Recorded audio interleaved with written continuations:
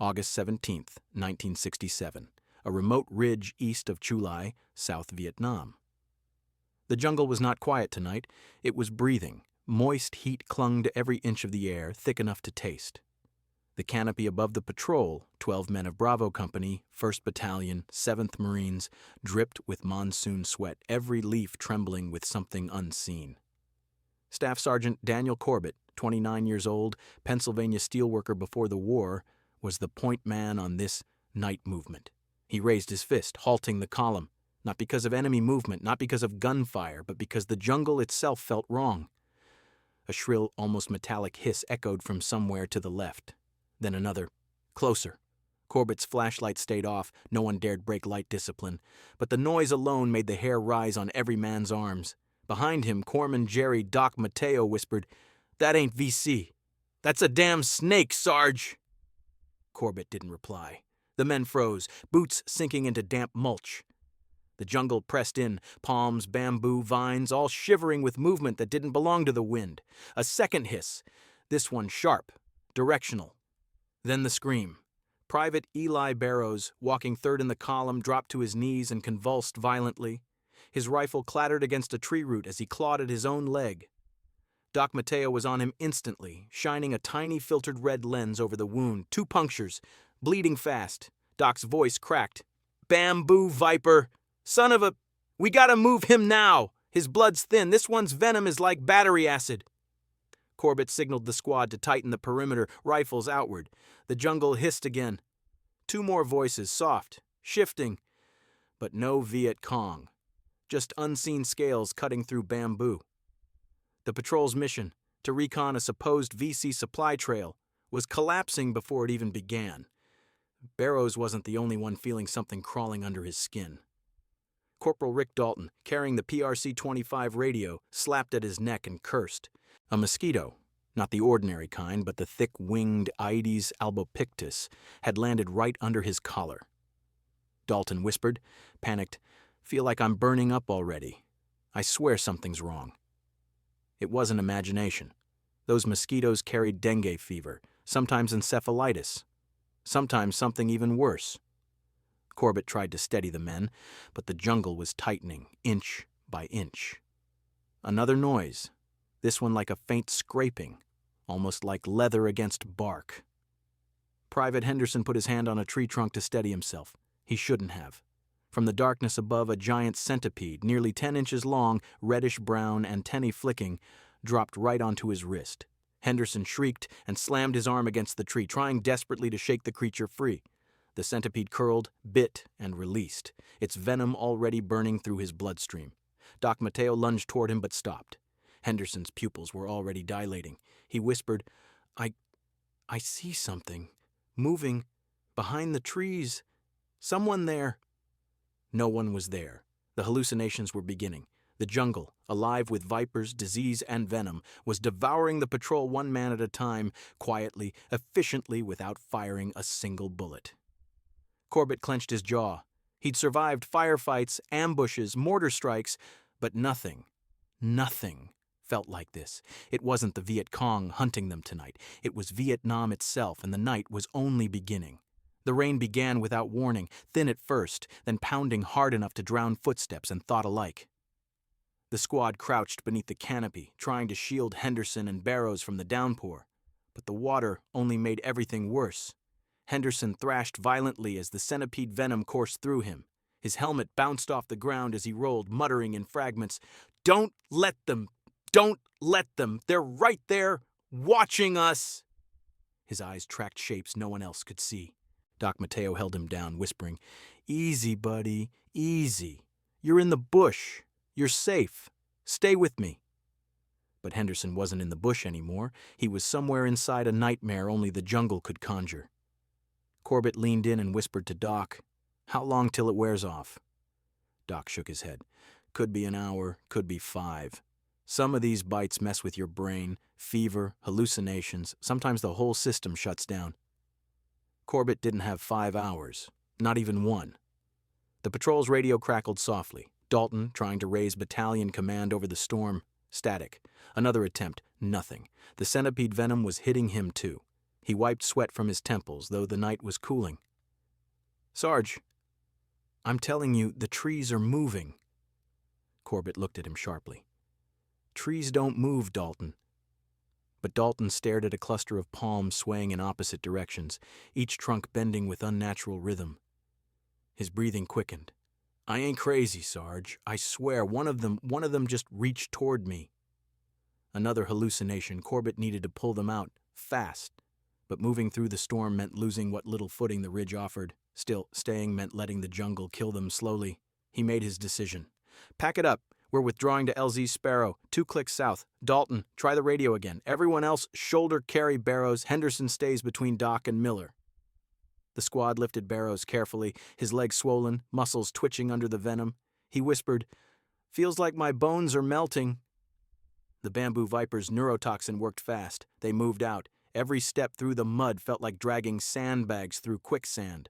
The storm muffled sound, but also vision. The squad could barely see 10 feet ahead. Then, suddenly, crack, not gunfire, something hitting the ground behind them. Lance Corporal Miller swung his M16 toward the noise. Doc Mateo hissed, "Don't shoot! Don't!" A shape slithered through the underbrush. A long one, another bamboo viper, maybe 2. Corbett raised a hand. "Freeze!" The vipers moved past them, weaving between boots, brushing against trousers, seeking heat. Every man fought the urge to scream. The snakes disappeared into the dark as silently as they came. Only then did Corbett realize how soaked his uniform was. Not from rain, but from sweat. The jungle wasn't just attacking them physically, it was breaking them psychologically, making every shadow, every rustle, every breath a threat. Dalton finally raised his radio again. A faint voice answered through static. "Bravo. Say again. Transmit." Dalton exhaled shakily. "We got 'em, Sarge. We got battalion." Corbett grabbed the handset. "This is Bravo 2-1. Multiple casualties from wildlife contact. Need urgent evac. Advise LZ Sparrow." Static. A pause. Then, "Negative. Sparrow is compromised. Heavy VC movement. You'll need to reroute to LZ Panther, northwest 1 click." Corbett stared into the rain. Northwest meant going deeper into the jungle, deeper toward the territory where wildlife was worse, and VC patrols even more active, but he had no choice. He signaled the men forward. The jungle swallowed them again, and somewhere ahead, unseen in the darkness, more of Vietnam's hidden killers waited. The storm began to fade, but the humidity that followed was worse. Heat rose from the soaked earth in waves, wrapping the squad like a fever. The men trudged through tangled roots and vines slick with rain, each step a fight against the jungle's grasp. Doc Mateo whispered to Corbett, "Sarge, listen." Corbett stopped. Not a single insect buzzed. No frogs croaked. No geckos clicked. The jungle had gone dead silent, and silence meant danger. They moved slower now, rifles raised to every shadow. Barrows whimpered over Corbett's shoulder. His breathing had become shallow, wheezing between clenched teeth. His skin was pale beneath the mud. Corbett looked back. "Doc, check him again." Doc knelt, lifted Barrows' eyelid, cursed under his breath. "Pulse is weak. Venom's moving fast. If we don't get him extracted soon, he's done." Henderson staggered nearby, still hallucinating, his gaze unfocused. He whispered, "They're waiting, right in the trees. You can't see them, but I can." Corporal Miller gripped his shoulder. "Henderson, shut it. There's nothing there." But Henderson wasn't hearing him. He stared upward, trembling. Corbett followed his eyes and froze. Above them, clustered along the branches, was a writhing mass of shapes. Not enemy fighters, not monkeys or birds, giant centipedes, dozens of them, maybe more. Some were a foot long, segmented bodies glinting under the last drops of rain. Others crawled along vines like ropes, coming alive. Dalton whispered, "Holy Jesus!" The centipedes shifted in unison at the sound of voices. Corbett raised his palm. "Stay quiet. Slow steps. Don't touch anything above shoulder level." But Henderson, panicked, sweating, disoriented, took a step back, his boots sinking into soft mud. Crack. A thin branch snapped. The entire tree limb seemed to ripple. Centipedes rained downward. Miller swore and swung Barrows away as 3 of the things hit the ground near his feet. One landed on Dalton's rucksack, its legs skittering rapidly across the canvas, antennae flicking. Dalton screamed and tore the pack off, flinging it across the clearing. The centipede hissed, a dry whispering sound, and vanished into the underbrush. Corbett grabbed Dalton by the collar and yanked him close. "Get it together! Move!" They sprinted forward, stumbling through vines, mud, and knee-high foliage. Every branch brushed against their faces like grasping fingers. Behind them, the centipedes scattered, but the damage was done. Dalton was shaking uncontrollably. Henderson collapsed to his knees, convinced something was gnawing at his legs. Barrows drifted in and out of consciousness, barely aware of the world around him. By the time they reached a narrow ravine, the squad's formation had broken into fragments, men separated by fear and darkness. Corbett forced them into a tight circle. "All right, listen up. The LZ is less than a click. We push through the ravine, then cut west. After that, it's a straight run. No more stopping unless someone goes down for good." Dalton raised his head, face ghostly pale. "Sarge, I don't think I can walk straight. Everything keeps shifting." "Just stay behind me," Corbett said. They moved into the ravine, narrow, claustrophobic, walls thick with moss and vines. The air grew colder, but the smell grew worse. Rot, damp wood, and something sweet, almost chemical. Doc Mateo wiped sweat from his brow. "This place feels wrong." And then the buzzing started. Soft at first, like a distant beehive, then louder, closer, mosquitoes. Not a few. Hundreds. A black cloud lifted from the stagnant pools along the ravine floor, swarming toward the squad like smoke with wings. Dalton screamed. Henderson covered his face. Barrows moaned weakly. Corbett fired a burst from his M16, not at the enemy, but into the air, trying to scatter the swarm. The mosquitoes didn't care. They engulfed the squad, biting through fatigues, attacking exposed skin, slipping under collars and sleeves. Every bite stung like a hot needle. These weren't normal mosquitoes. These were carriers of dengue, malaria, and jungle fevers no American doctor even had names for. "Move!" Corbett shouted. They sprinted down the ravine, swatting at the insects, stumbling over stones. But the jungle wouldn't let go. Every second they stayed alive was a second borrowed from something lurking in the dark, and ahead of them, the ravine narrowed into a choke point. A perfect place for an ambush, human or otherwise. The walls closed in until the squad could only move single file, shoulders scraping wet stone on either side. Every step splashed into inches of stagnant water, the smell thick enough to make men gag. Sergeant Corbett pushed forward, forcing himself not to look back, not to think about the sounds his men were making. Labored breathing, panicked whispers, the slurred delirium of the bitten. Doc Mateo checked Barrows as they moved, touching his neck briefly. "Sarge, he's ice cold. Venom's shutting him down." Barrows' lips were turning blue. He murmured incoherently, sweat dripping from his chin, mixing with rain and mud. His fingers twitched rhythmically, almost in time with the distant buzzing of insects returning for a second pass. Behind Barrows, Henderson stumbled, gripping the rock wall for balance. He dragged his boots like he was walking through glue. "Henderson!" Corbett hissed. "Stay with us!" But Henderson just shook his head slowly. "They're in the wall, staring through the stone." Miller cursed under his breath. "These damn bugs cooked his brain." Corbett didn't reply. He could feel the jungle closing in again, alive, breathing, stalking. The ravine narrowed even further. Corbett crouched low to pass under a fallen tree, wedged between the walls like a natural gate. As he emerged on the other side, the air shifted, warm, humid, stagnant. He froze. The ground ahead was moving, not shifting, not flowing, moving. Then he heard it, the soft, wet rustle of thousands of legs. "Back!" Corbett hissed. "Stop!" But it was too late. A carpet of forest scorpions, black, palm-sized, shimmering like obsidian, covered the clearing ahead. They crawled over one another in a slow, constant tide. Dalton gasped. No, Sarge. Tell me I'm hallucinating too." "You're not," Corbett whispered. The scorpions weren't attacking. Not yet. They were simply there, occupying the only possible path forward. And the squad had already stirred them. A few of the scorpions lifted their pincers, others raised their tails. Doc Mateo swore under his breath, "If even one of those hits Barrows, he's gone." Corbett scanned the ravine desperately. No alternate route. No ledges to climb. No room to retreat. Mosquitoes had already begun regrouping behind the squad, drifting like dark mist. Either they pushed through the scorpion, or they let the jungle consume them where they stood. Corbett swallowed hard. "All right," he whispered, voice low but unwavering. "We go slow. Step where I step. No sudden movements. If they sting you, don't panic. Doc will treat it when we're out." Dalton shook his head violently. "Sarge, I can't walk into that." "Yes, you can," Corbett snapped. "We all can. And we're moving now."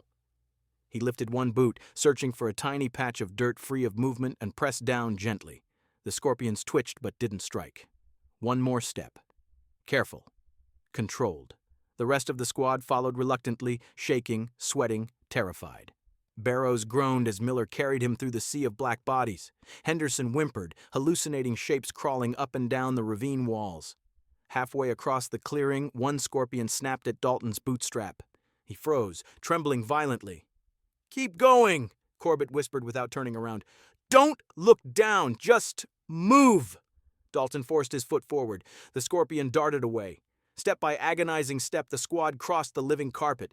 When Corbett finally reached solid ground on the far side, he exhaled shakily. They'd made it through.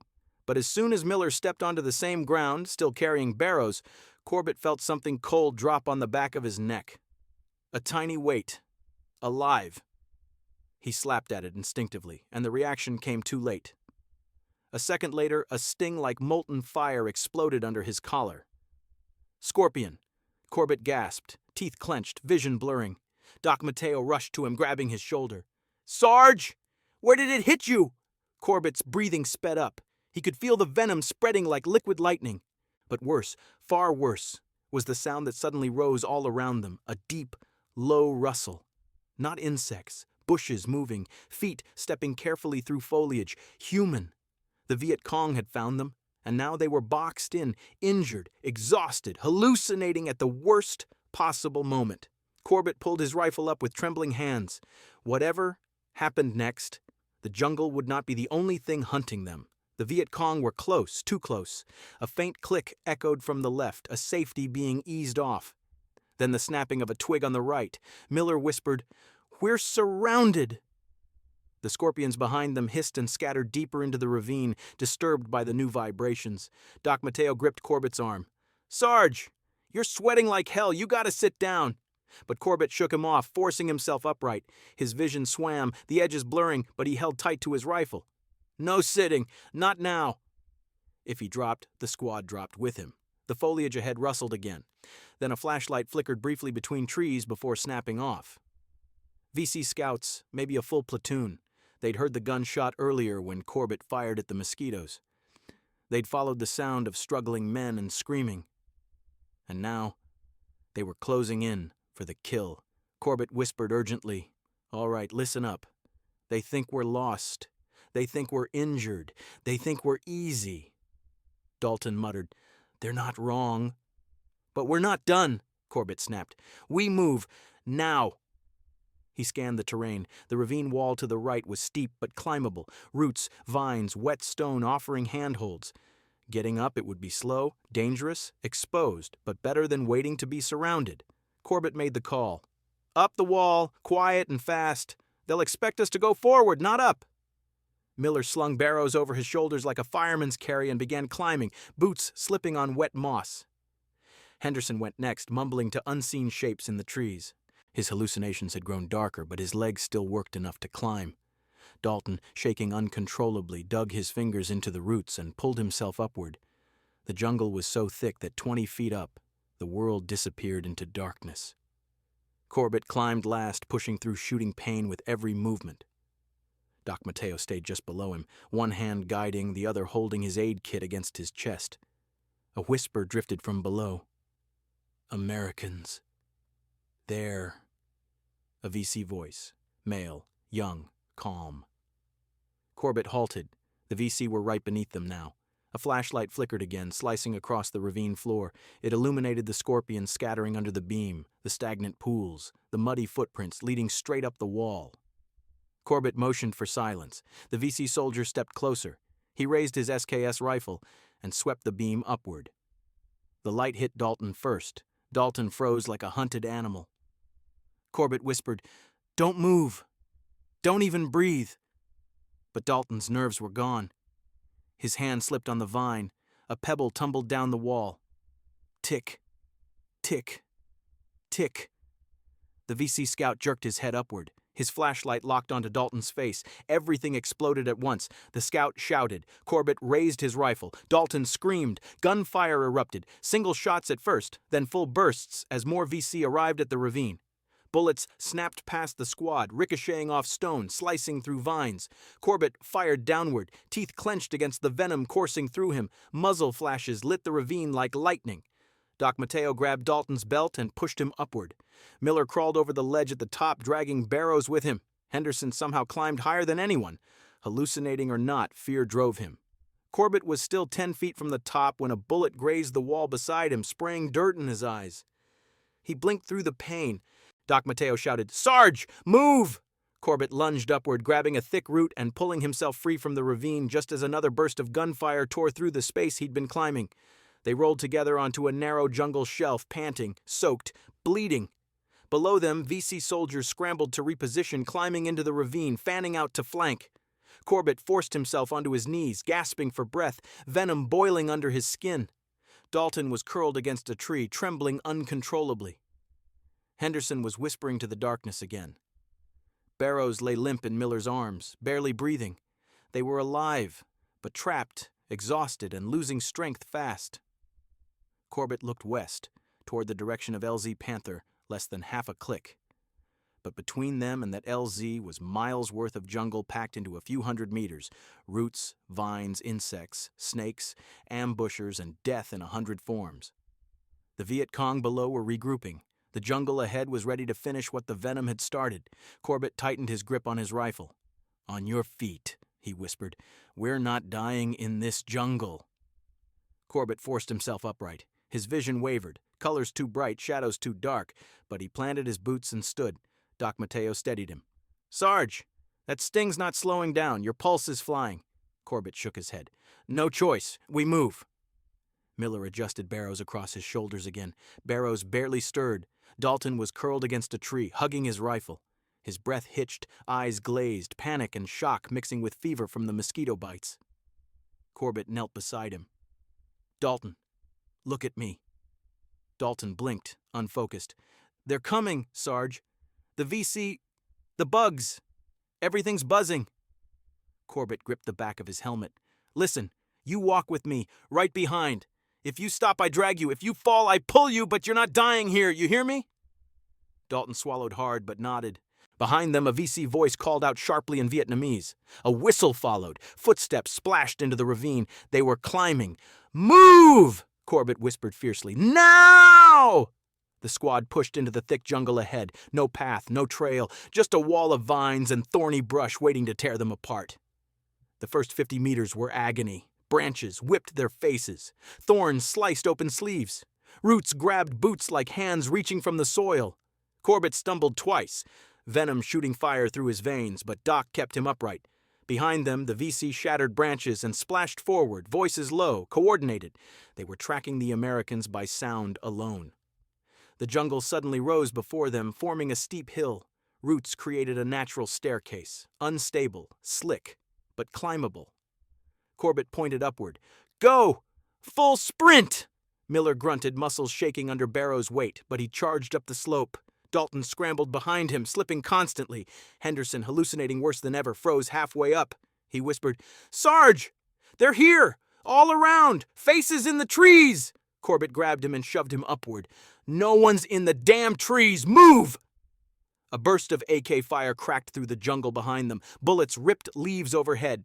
Dalton screamed and flattened himself against the slope. The squad had seconds, maybe less. Corbett pushed, climbing, slipping, hauling himself by roots. When they reached the top of the hill, the ground flattened into a wide clearing, and there, beyond the last line of palms, LZ Panther, a tiny patch of mud and tall elephant grass, barely wide enough for a Huey, but right now, it looked like salvation. Dalton pointed, voice breaking. "Oh, thank God! Oh, thank God!" But there was no helicopter, no rotor wash, just static crackling from Dalton's radio. Corbett grabbed the handset. "This is Bravo 2-1, urgent evac needed. We're at Panther, do you copy?" Static, a pause. Then, Bravo 2-1, copy, inbound, ETA 4 minutes, 4 minutes, 4 minutes against trained fighters and a jungle full of venom. The VC emerged at the top of the hill behind them, shadows with rifles spreading across the ridge. Corbett pulled his squad into a defensive circle around the clearing. Barrows lay in the center, barely breathing. Henderson stared at nothing, mumbling. Dalton gripped his rifle with trembling hands.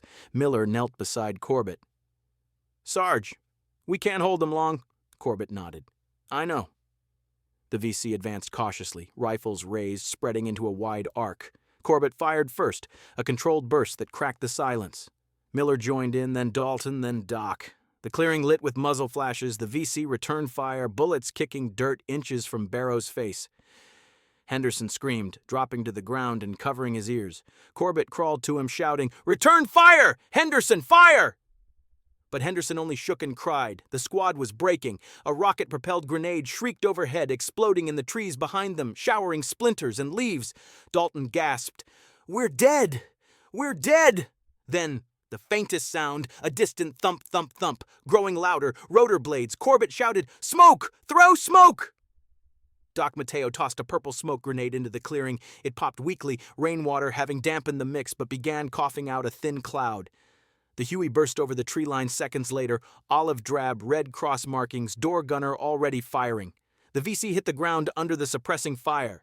The helicopter hovered above the grass, skids barely touching the mud. Corbett yelled, "Go! Get Barrows in first!" Miller carried him to the chopper. Dalton scrambled after him. Doc Mateo forced Henderson inside, holding him down as the hallucinating Marine flailed. Corbett staggered toward the Huey, vision fading at the edges, venom surging through his bloodstream like a rising tide. Bullets snapped past him. One sliced his sleeve, another hit the dirt by his boots. The door gunner leaned out, shouting, "Move, Sarge! Move!" Corbett took 3 more steps, then his legs buckled. Doc reached down, grabbed Corbett by the harness, and hauled him the rest of the way into the helicopter as it lifted off the ground. The Huey soared upward just as the VC rushed into the clearing below.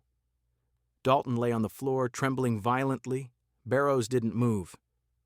Henderson stared up at invisible shapes above him. Doc knelt beside Corbett, checking his pulse. Corbett looked out the open door.